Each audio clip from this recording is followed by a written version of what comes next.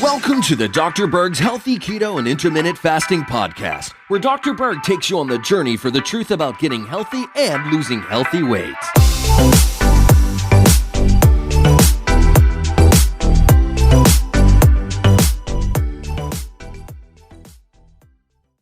So I want to clarify the difference between carbs and sugar.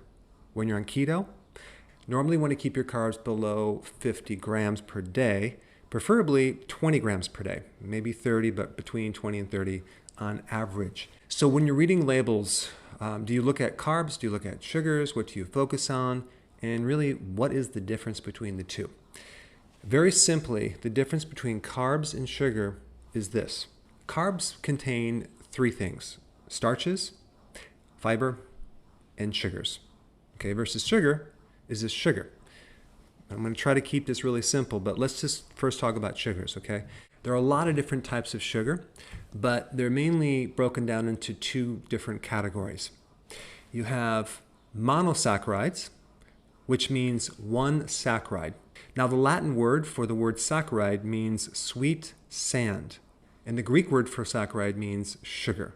So when we talk about saccharides, we're really talking about sugars. So you can just have one simple sugar, okay? That would be like glucose or fructose.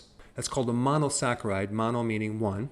And then you have disaccharides, di meaning two. That would be like sucrose, because what makes up sucrose is fructose and glucose. So when you think about sugars, just think about really a simple compound between like 1 unit or 2 units connected. But in actuality, it's a lot more complex, but I don't want to get into that. But there's basically over 200 different monosaccharides, okay? So we're not going to go there.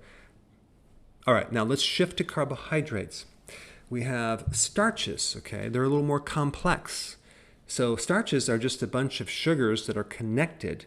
So when we get into starches, we have different names like oligosaccharides. So oligo means less than 20 units of those sugar compounds all connected, okay?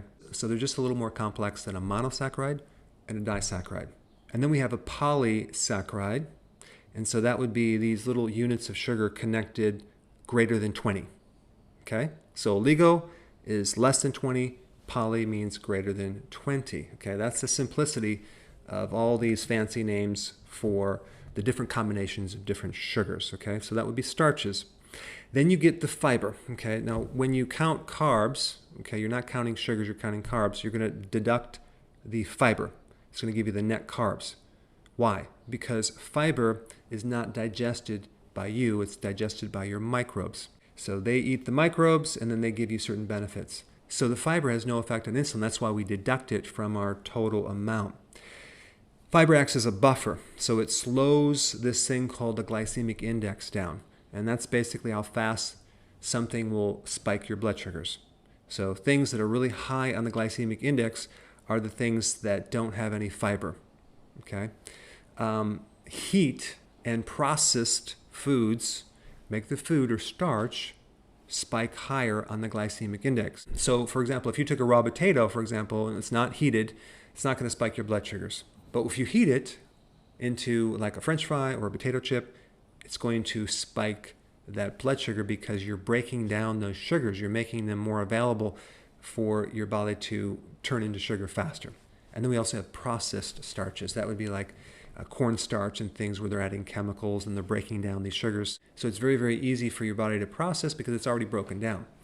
It doesn't require any enzyme or help from your body. And then you have this concept of starchy and non-starchy vegetables. For example, celery is a non-starchy vegetable. Carrots are more of a starchy vegetable. Now, I don't want to get into the woods, but all you need to understand is that the more fiber things have, the better, because it's going to buffer the carbohydrate effect. And then you have sugars, which I just talked about. So carbs are a general category for starches, fiber, and sugar. So when you look at the back of the label, they just broke it down into total carbs, fiber, and then sugar. All right, so I hope that gave you a little more understanding of the simplicity of the differences between carbs and sugars. Hey, before you go real quick, I have a course entitled How to Bulletproof Your Immune System. It's a free course. I want you to take it. And here's why. Here's you. Here is your environment. Everyone is focused on this over here, avoiding your environment. But what about here? What about strengthening your immune system? That's what's missing. This course will show you how to bulletproof yourself, and so you can tolerate and resist your environment much better by strengthening your own immune system. I put a link down in the description right down below. Check it out and get signed up today. Hey guys, I just want to let you know I have my new keto course just came out. It's a mini course. It covers all the basics and how to do it correctly. You can get through this in probably 20 minutes at the very most. So if you're interested, click the link below and get signed up now.